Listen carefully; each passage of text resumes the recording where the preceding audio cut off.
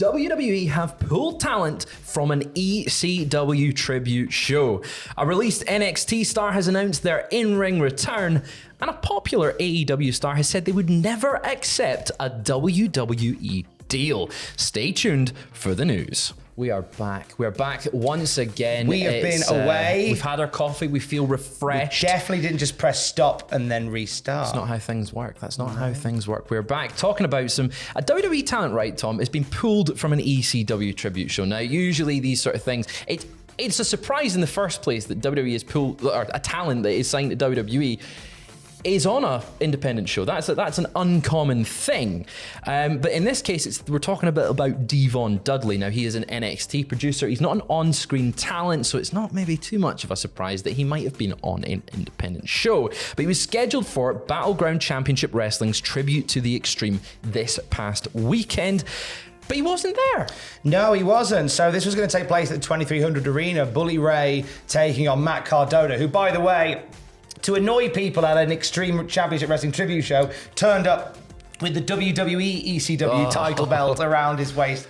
Not only that, wearing his old terrible ECW half tights, half pants ring gear. It was fantastic. Quality trolling. But Devon was going to be in Bully Ray's corner for that one. And BCW received a legal letter from WWE saying they were unhappy with Devon appearing at an ECW tribute show because they own the intellectual property to WWE to ECW. So they don't like the idea of a former ECW talent on their payroll being at an unofficial ECW tribute event. Yeah, well, this report comes from PW Insider, and it says Devon personally contacted Triple H after he'd learned that he was getting pulled from the show, but to no avail.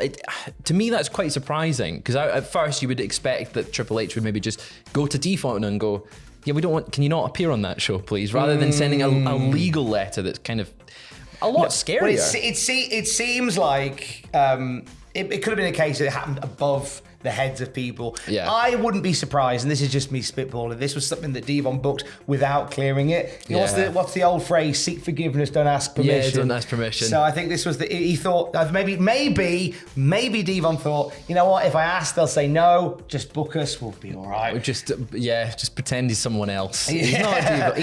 Bevon Bubbly, what are you doing here? But it seemed like it was a decent show. The show still went ahead regardless. It was headlined by Rhino versus Rob Van Dam and Super Crazy versus Juventud Guerrero.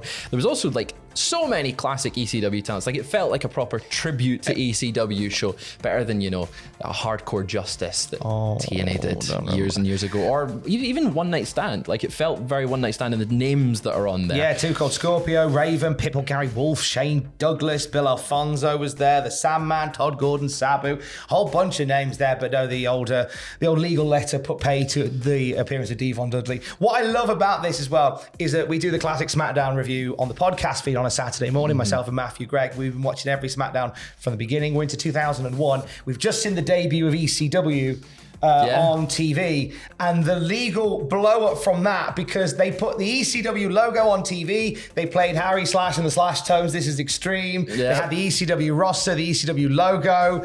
They didn't own the rights to ECW. It was owned by the creditors who bought the bankruptcy. All the debt. Yeah, it was them that owned it. So it's wonderfully rich of WWE to go, actually, it's our property. When the first time they put it on TV, they didn't own it then either, which I think is a wonderful turnaround from many years ago. Triple H. Yeah. But we saw many former WWE and ECW stars return to the ring over that Good show had by all, but no Devon. But that's not the only former WWE stars that have been returning to the ring or announcing a return to the ring, because former NXT star Danny Burch has announced he's back. Going under the name Martin Stone, who he's previously wrestled as, is announced to return for Championship District Wrestling, and he'll face Auguste Artois. That's a nice name, that one. That's a lovely Auguste one. Artois. On January 15th, a match spurred on by some online back and forth. Tom, tell me all about it. There's a lovely promo video from now with, once again, Martin Stone saying, 2022's been a very interesting year for me. I lost everything professionally and personally. I'm embarrassed to say it, but life starts to look good from the bottom of a bottle. Just when someone pulled me out of there. He claims he's a 2-year-old vet. He claims he doesn't have to do anything else to get better. Yeah, talk about you, Auguste Artois, 2-year-old vet in your own head. Oh, I'm real, I'm raw. Pff, mate, do me a favour. All these jives on social media. Nah, mate, I ain't having it anymore. So I'm cleared January 15th. Then I'm going to take a little trip down to Georgia. But more importantly, January 15th, I think I'm going to take a little trip to Championship District Wrestling. All the apples and pears in Bedfordshire. I can show you the fact that every single person that's come before you is more real and rawer than you'll ever be. January 15th, sunshine. Let's see if you can go one-on-one with the governor. I'll see you soon, you stupid prat. I liked how consistent your accent was throughout that. Well, from dead safe, I'm just dead safe. From the Midlands, to be fair. Yeah, I was going to say. January went very Midland. January. I've just come back from doing Christmas back home with my mum and dad. Your accent's extra. Walked in, going, all right, Tab, yeah, little bit. It'll ease off in a little bit. It's cool to see him get back in the ring. He was released, what was it, last year from WWE, from NXT. He was part of one of the cuts. It's a shame because I really liked his stuff, teaming with Oney Lorcan and with Pete Dunne. And was it Pat McAfee that was in the stable as well with them? That they did the War Games match. It was good fun. It's nice to see him back. Are you excited to see him? I think he's one of those guys that obviously he's doing stuff in Georgia, but I think that in 2023 he should come and do some stuff over in the UK again. I feel like he's got so much that he can bring since going away and coming back to the British indie scene that I'd love to see Martin Stone popping up in places like North Wrestling, hint, Andrew Bowers. So he can do stuff in Progress Wrestling. I think it'd be a great fit there. I can see a number of places where he could. NXT Europe's on the horizon as well. I feel like Danny Burch, Martin Stone is very much a Triple H, William Regal kind of competitor. Yeah. I wouldn't be shocked if his indie run is short-lived. If it's not, I'd love to see him do more stuff in the UK. I mean, that's the thing. He NXT UK, would have been a great spot for him because as a sort of veteran of the brand. And there was so many great matches this year on NXT UK. There were some of the best moments of 2022 there.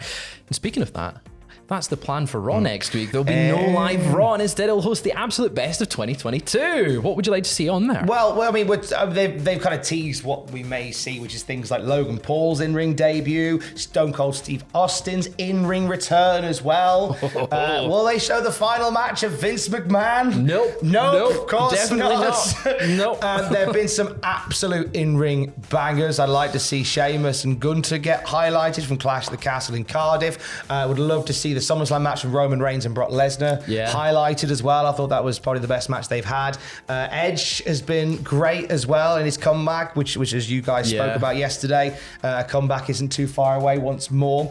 But there's a lot to touch on. I like that they're doing this. I mean, they're wrestling anyway because they've got 2 live events on the 26th of December, so they're not getting the day off. But I think, 26th of December when ratings are going to be down anyway. Yeah, folk won't be around to watch it if they're busy. This makes sense. You're still getting your programming out there. You're still fulfilling your contract to have a Raw that week.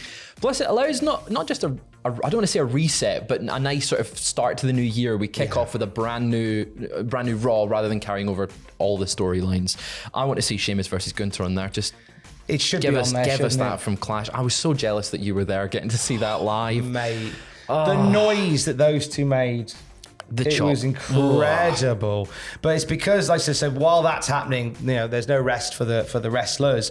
They'll be doing 2 live events, one in Columbus, Ohio, and the other, which is their annual sort of Boxing Day. I don't think they call it Boxing Day in America, but the day after Christmas. Day after Christmas at Madison Square Garden, where there's a big old multi-person ladder match. I can't remember who's in it. People are in it, but they're throwing everything at the show, which made me kind of think, would you not have just made the MSG 26th of December the Raw? See, I was speaking about that with Aiden last week. I think it costs too much to have a broadcast from Madison Square Garden, but tune in for the best of 2022. Let us know what you think should be on that show down in the comments below. But we're going to end today's video on an AEW star saying they would never accept a WWE deal. Who is it, Tom? We're talking about a very polarizing figure in Maki Ito, who's made numerous, very well received on the whole AEW appearances. I know there'll be some people delighted to hear us talking about them. There'll be some eyes being rolled as well.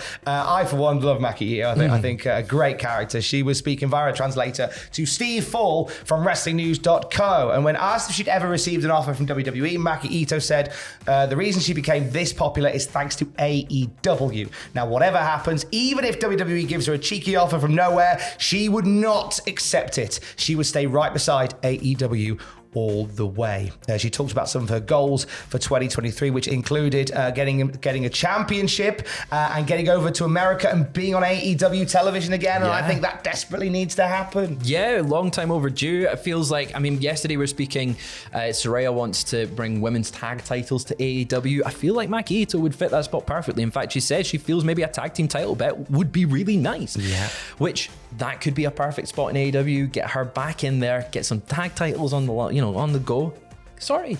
We've booked it for you, Tony. You're very welcome to it. You're very welcome to it. I think that you get some wrestlers who you think they do very well in WWE, they do very well in AEW, they do very well honing their craft on the indie scene. I think Maki Ito would do better as part of AEW than WWE anyway. Yeah. I think that they would embrace what she is about more than WWE would, which is why I think she'd be a better fit there than WWE. There's a few like that where I think I'd rather see them in AEW than in WWE. Plus, it seems that's quite a lot of this time is these stars that have really got the first taste of American TV or just Western audiences show a lot more loyalty to the company. That's a big thing in Japan, is loyalty to the promotion that you started in.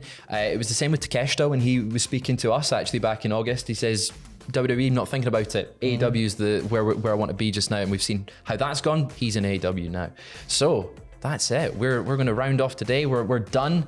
It's almost Christmas, Tom. It is almost Christmas. What are you asking for? Well, I've got to trim my Christmas bush before we get to Christmas, as is tradition. I'm asking for peace on earth, goodwill to all mankind, or the complete box set of the Fast and Furious.